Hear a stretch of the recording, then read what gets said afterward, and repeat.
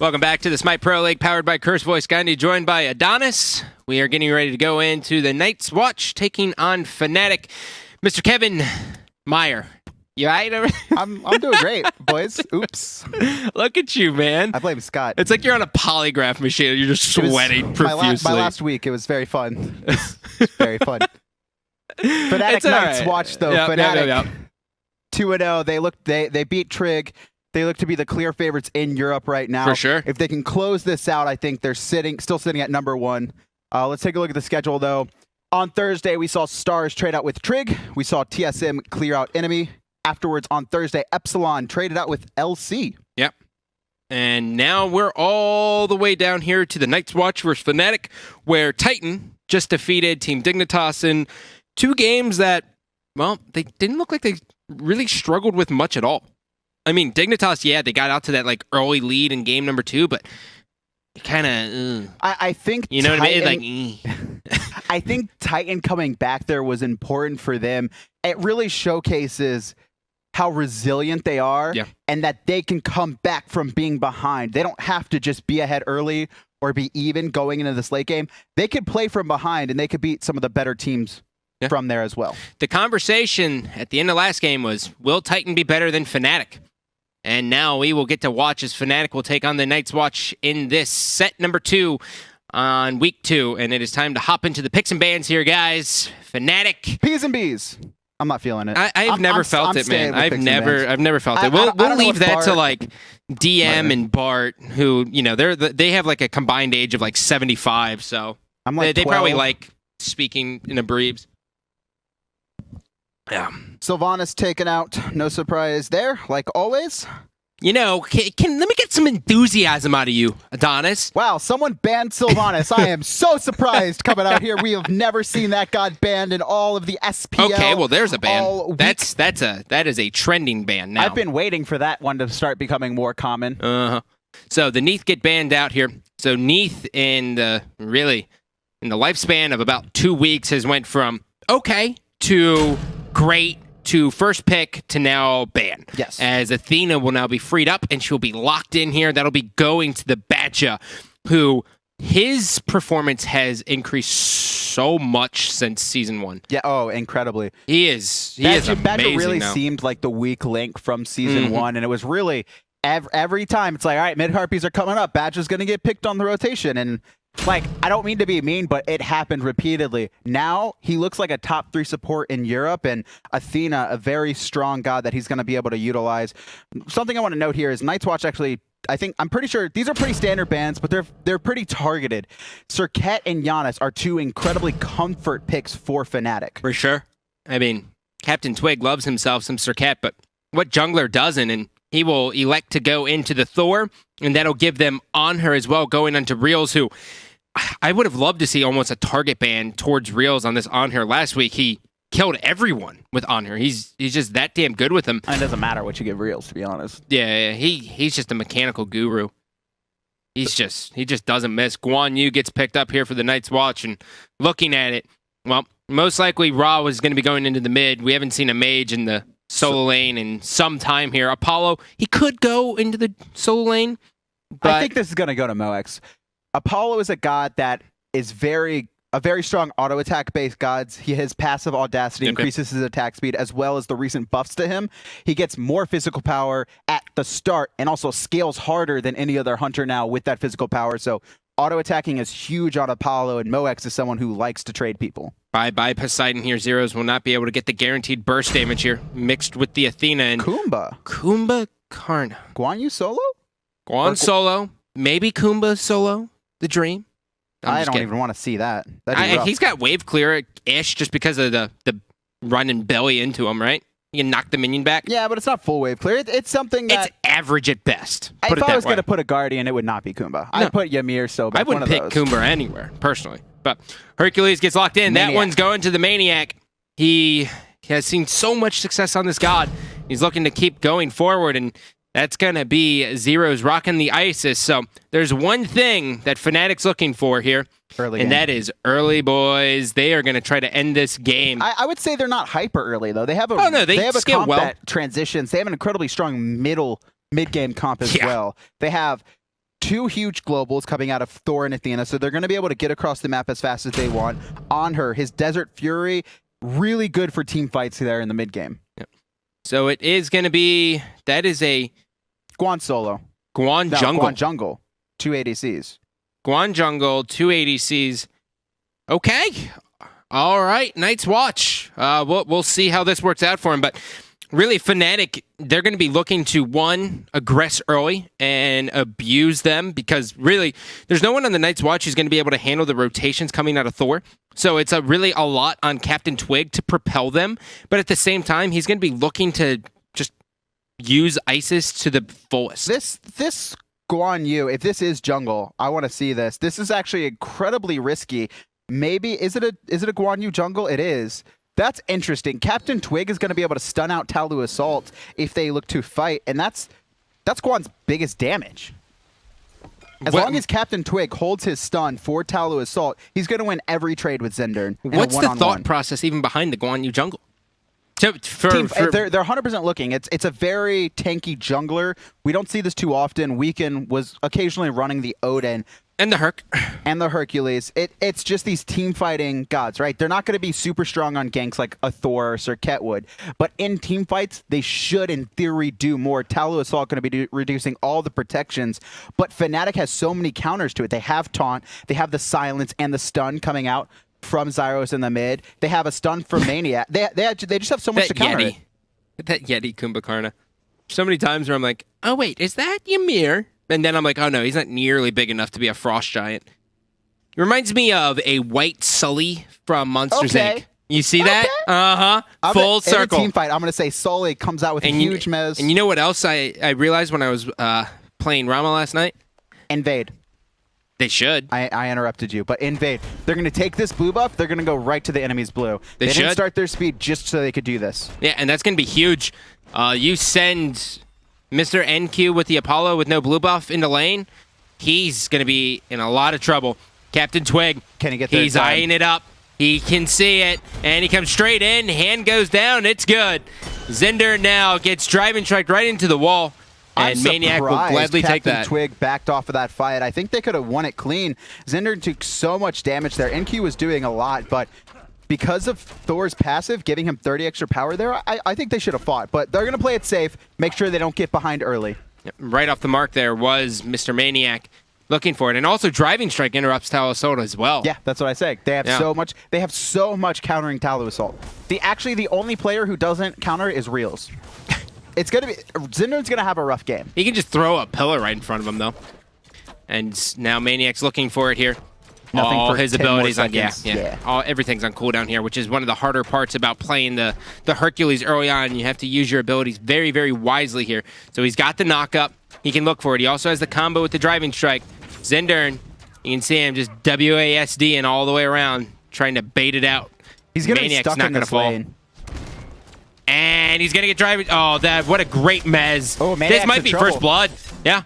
The minions are going to help as well. Maniac will fall to NQ, and that'll heal up the lane as well. So, Zender, well, it wasn't the prettiest first blood, but it was definitely a first blood. Misplay from Maniac there. Great response from NQ, though. NQ mezzes out Maniac instantly, not allowing him to get the secure Driving Strike with the knock-up combo.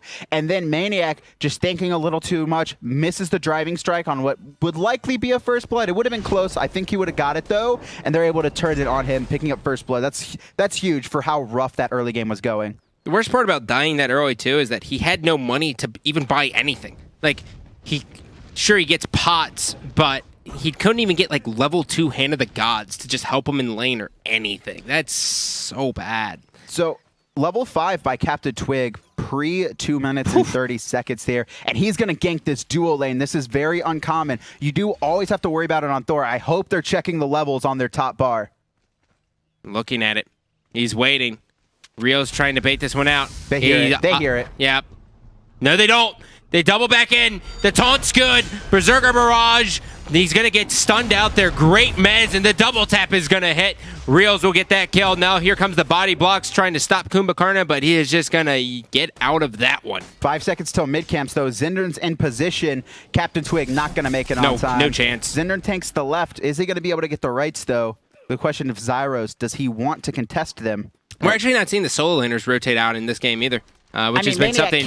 That's something that's increasingly been happening. And NQ playing this one a little bit more aggressive than we saw Ataraxia in the last game, as he is almost taken out by Maniac. So this is a different matchup in this lane. When you're facing a tier, if the tier doesn't go blink, it's very easy to face him because he actually has to walk up to you to do his damage, to do his combo. Yep. Maniac, though, you just have to get a little out of position. He's able to pull you up with that Earthbreaker. This is a harder matchup for NQ than Ataraxia had. Well, Driving Strike's on board here, as well as the knockup. He wants NQ. He doesn't want Zindern, but you can just see how much damage these minions do early on. That's the first thing about Smite I learned was, wow, minions actually hurt early on. No, they do a lot of damage. That's you. No, but reminds me of Stewie Griffin. We traded out kills here. Yet Fnatic, who did not give up first blood, are sitting with an 800 gold lead. Yeah. They're able to return a kill and get. No, they traded out mid camps too. I'm surprised. Where is this lead coming from? It looks Captain like Twig. Captain Twig. Yeah, I mean, It's just like 200. It's just 200 gold across the board, right? Yeah. Captain Twig is actually ahead of Zindern, who assisted in first blood. Additionally, Isis 200 gold ahead. Athena 200 gold ahead. Anhur 400 gold ahead. Twiggy actually might be looking to possibly gank the dual lane here, actually, as he just goes ahead and rotates directly into the mid lane. There has been no invades coming out from either team here trying to steal away the buffs. Maniac will grab his blue buff. Captain Twig just chilling, waiting on his speed buff, which they got a little bit later. And you can see the knockback coming out of Kumbhakarna. If he hits a minion into an enemy god, well, you can watch their health just get chunked. It does a lot. Something I would like to see Fnatic start to be a little more aggressive, especially against this Guan Yu. Guan's not going to be able to do much. Additionally, they have 2 globals in Athena and a semi-global in Thor. I think Fnatic should have been looking for an invade on that first set of mid-harpies. Didn't want to do it. I want to see them look for a pick in this dual lane and try and do an early Gold Fury. Maniac forced back here just a bit. Pops his last health pot, as he will now just wait for his minions to help him out a bit. 3 members rotate into the middle. We're about 40 seconds away from these next set of mid-harpies. Well, the question is whether or not Fnatic will decide to try to fight these, or if Night's Watch will just sit back. I think Fnatic needs to fight these. Zindern, he gets countered out by too many gods here. He's gonna, and they don't seem to have a ton of just burst damage. The hunters are gonna take longer to get online. Wolf of Elo Street, his abilities require, he's more of a control god. He has some damage, but most of it requires being in lane with the minion knockback, or his ult, which is just, it's a huge delay. It's not like I'm doing a ton of damage right now. Well, here it comes. Zero's looking for it. He's been farming so efficiently. Mid-harpies are just going to be taken away. Spirit Ball will come through off the mark, and they know the right side's delayed a bit. That means that Captain Twig has to come over here to help this one out. Maniac's not there, and they're going to give this up, and they're going to go directly for the Gold Fury here. No, there was a ward. They had to back off. They knew the globals from Fnatic would be too strong. I like the attempt, but Fnatic smartly had a ward on it. Ooh, the Mez comes in. Here it comes. Circle of Protection. Twig takes to the sky, and now Zero's just using his wind guts here. The question is will Twig go in? And he just comes down and goes, well, I guess I'll take the mid-harpies. There's that lack of bursts from the Night's Watch. He ate a raw ultimate. He ate a Talu Assault, but it's just not enough there. They're going to be really good at shepherding a team fight, though. Yeah, for like NQ and Moax. As the game goes on, if they can do that, that's so much guaranteed damage from the hunters. Yes, but the later the game goes on, there, the better the Night's Watch is going to become. Yeah. But it's not like Fnatic's going to be bad in the late game either. Yeah. What kind of bird is that the Night's Watch has? Is that a crow? I mean, it should be. Yeah? I mean, the show, we can't. It better be a crow. It could be. I'll be wrong. I'll be mad if it's not. What is with their Nox? There's no O or X in I don't know where that comes from either, man. I think it was just one of those things where they're like, well, it sounds cool. It sounds awesome. I think you could get away with just Nox in general, which, no one plays that god, but it's a cool name. Low tier, boys. Once again, it looks like Night's Watch are trying to get some position on this Gold Fury. Fnatic, once again, though, has a ward on it. Captain Twig's just going to come to spot it out here. Can we take a look at ward's place real quick? Let's see how Badger's been doing early on. It's probably up there, yeah. 5 and 4. So Badger doing a good job. A lot of Sentry Ward battling going on in this Gold Fury early. We just see that's just unfortunate for Wolf. He just uses his counter ward, but right away Zyra is going to counter 150 gold. What's rule number 1? I have no idea, but there's some rule that is check tab to see the vision in the other team. And whatever that is, Spirit Ball is going to be off the mark. Taunt's going to be beautiful, though. Zeros and Captain Twig will be able to take out one. And Kumbhakarna, that's his passive, and they'll block him off as Zeros will take out that one. Searing Pain off the mark, and they don't have to worry about that now of Carino to trying to steal this Gold Fury. I mean, there's not going to be enough damage from the Night's Watch to even contest. They might have this kill. Carino, yeah. That's trouble for Carino. The taunt again. Following it up now, Reels comes in here. The pillar's going to be down. Badger waiting on the cooldowns here. Will they dive this? The answer... Reels wants to. Reels is like, well... You can't even do damage to it, Reels. Yeah, Reels is like, well, I'm giving damage to something here, man. You can't... There's a tier 1 up, Reels. I know, that's the best part. He's just like, I'm doing damage to something. I didn't commute out of my lane and lose out on farm for nothing. He got a 3,000 gold lead. Yeah. Fnatic able to find that Gold Fury. And honestly, I think this is Fnatic right now. Just the picks are too strong from them making an impact. It's going to take too long for NQ and Mox to come online for them to do anything. And right now, the try, like... Is Wolf of Easter going to die? Yes. I got a little worried there. He's pretty damn low. So early game and early mid game is controlled by 3 gods. Your jungler, your support, and your mid. And Zendern's countered by everything. Wolf of Elo Street has no burst. And Carino is going CDR boots. They have no damage across there compared to Thor and Isis, who are incredibly early game based. And Athena can be anywhere and set up as well. See, the strength of Kumba is the fact that he has that mez. Yes. Right. And then he has Epic Uppercut, which kind of can take someone out of the lane, which, you know, is great. So this is the mez. This is exactly what you want to see. But look at the opposite strength from the members of Fnatic. They have the Athena, who can just go everywhere. She has a taunt as well. In comes NQ. Captain Twig goes up, and he lives, dodging the Searing Pain as well. So this is a great play for them. But it's really like Kumba, he's okay, but I take Bacchus over Kumba. I think you need more early game gods with Akuma to work. He needs to be setting up like this early burst, and right now he's just setting up for not a lot of damage. Like, Zendern is going to have to time his Talu Assault perfectly, or he's going to become a non-factor. Can we take a look at damage real quick? I'm assuming he's somewhere near the bottom. One would hope. I'm not sure if Clumsy knows how to find the damage. Every time we ask for it, he just like... It's 4. Yeah, Zendern hasn't even reached 1,000 in damage. He just gets countered out by too much here in this comp. Maniac doing about 1,700, but obviously it's all about Mr. Captain Twig, who has been everywhere. An 11-minute Jotun's Wrath here. He's 2-0-2. And now we'll get to see what Captain Twig's been running these days in regards of the builds for the Thor. Yeah, this third item, we see a lot of different builds based on the enemy team comps or what you're trying to do. We see some Transcendences. We see some Winged Blades. We see some Spirit's Robe, most notably picked up last game. Magi's. Can't go wrong with that. There's a ton. The third item is almost always utility coming out from Thor's. Yep. There was a time when it was just Shifter Shield all the time. We've barely seen that item anymore. I love that item. It's still strong. It gives the most base physical power of any item. What is it, 60? It gives 60. Yeah. But it's only when you're above 50% health. So now Zeros. Yeah, the lane is clear. Maniac heads back to the house. Will he go teleport this time around? And the answer is maybe. He's got an Ancient Blade, though. So that's probably going to be going into a Wing Blade. As the Tectonic Rift just off the mark here, but... Captain Twig's looking to pick someone off here. Well, Zeros now. Zendern could get pinched. He walked into a bad spot. Zendern's going to have a lot of trouble here. He's going to get stunned into the wall, and now Tectonic Rift making sure the cavalry charge. Oh, no! Oh, he ran straight into that pillar. That poor horse is just dead. And now down goes Kumbhakarna as well, and...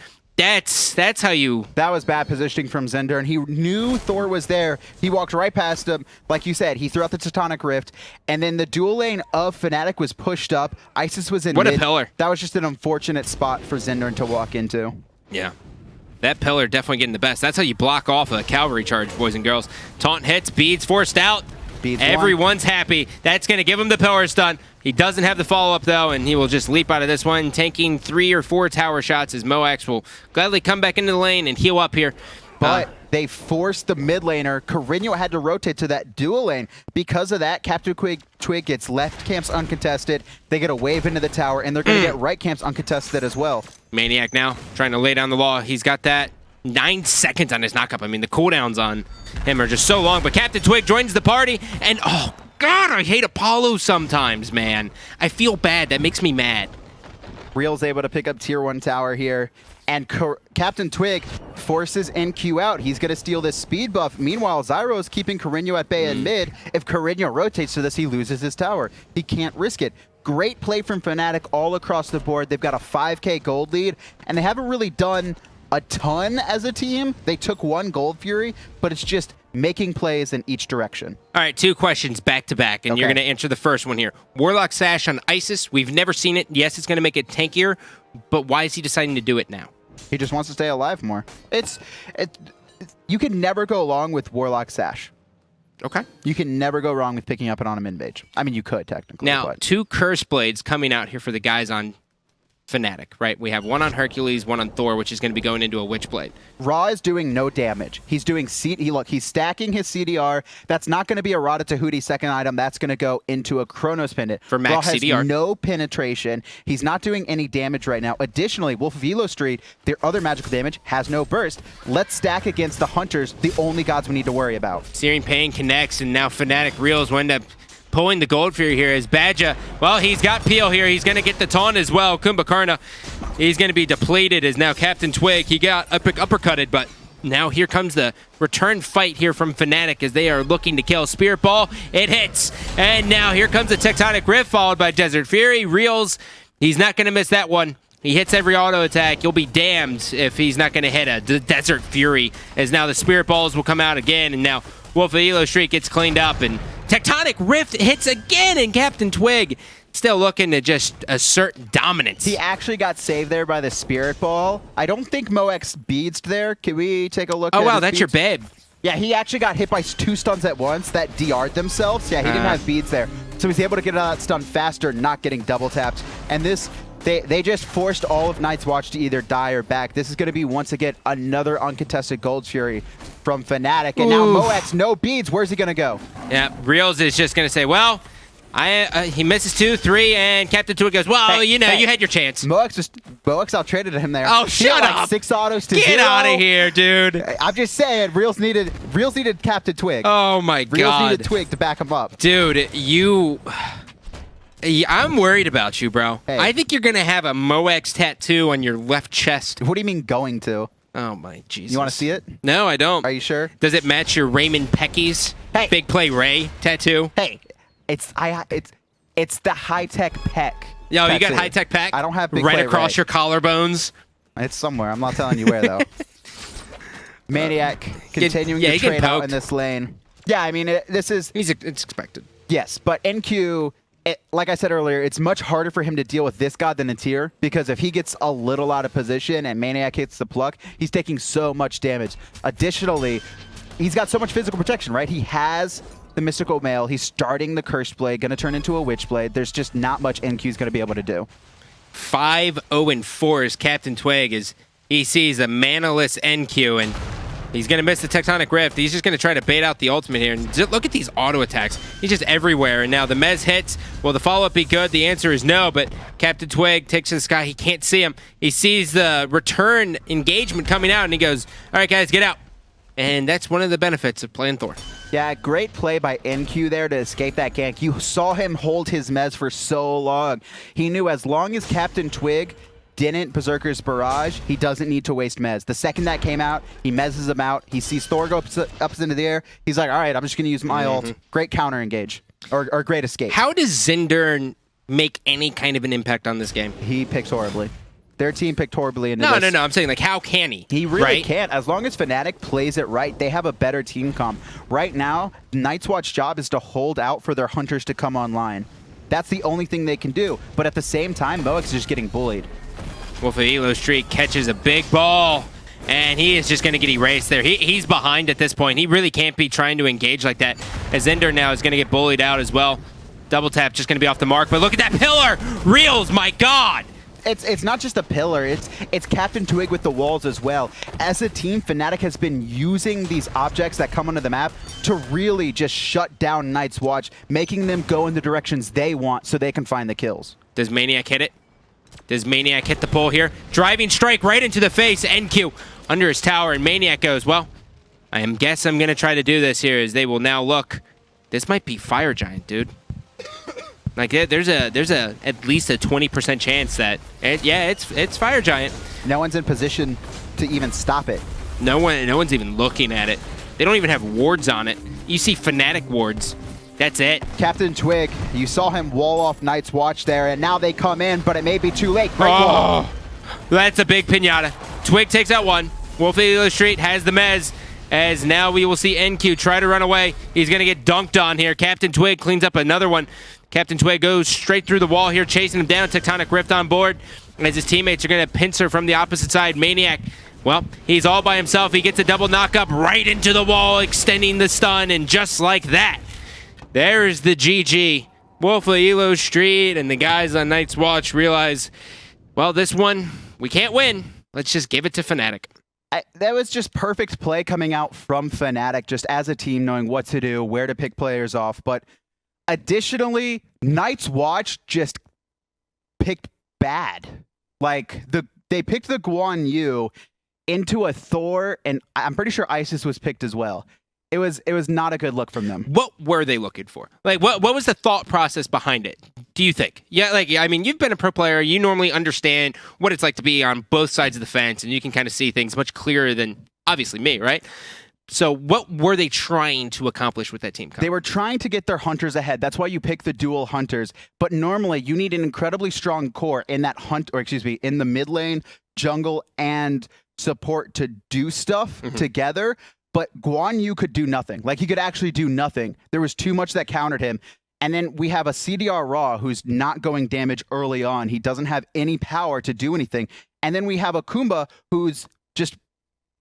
He doesn't do burst, right? Additionally, a lot of his damage is in that minion knockback where he hits a minion and hits it into you. But if you're not in lane, you're not doing any of that damage. All you have is your epic uppercut, and it's not just like a ton of damage. Yeah, he's a great pub stomper, though, for sure. Kumba is. So he's good at controlling team fights. It's just not good early. Yep.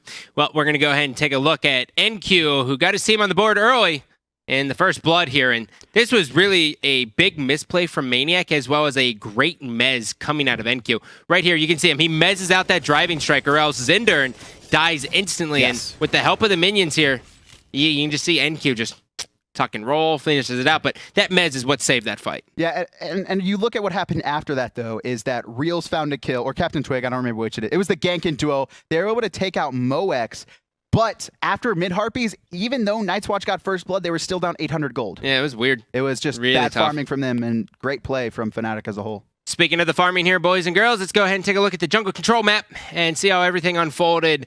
69% in favor of Fnatic as the overall, and really, I mean, look at this. They had 6 out of 9 speed buffs. They had 7 out of 9 mana. And then 85% of the mid-Harpies. Yeah, Gold Fury is important and all, but when you see kind of like the 78 and 67% on the speed and the mana, that really just shows that Fnatic, well, they tried to fight early on right in the jungle. Right? And they were able to execute it. That's huge. And it wasn't even like they were fighting on the enemy buffs. They just, Captain Twig would go to solo lane, and he didn't find the kill onto NQ, but he forced him out and it's like, oh, well, now we can just 2v1 their buff, and Zindern gets countered by us. We can't do anything. And he was actually the player of the game for how aggressive he was and how controlling he was all game. Mr. Twig has had a flawless transition into the jungle. Season 1, he was the mid laner, and now you can just see him. He's just so good, and he's one of the few people, I swear to God, who can just get off these Thor ultimates in the middle of a team fight.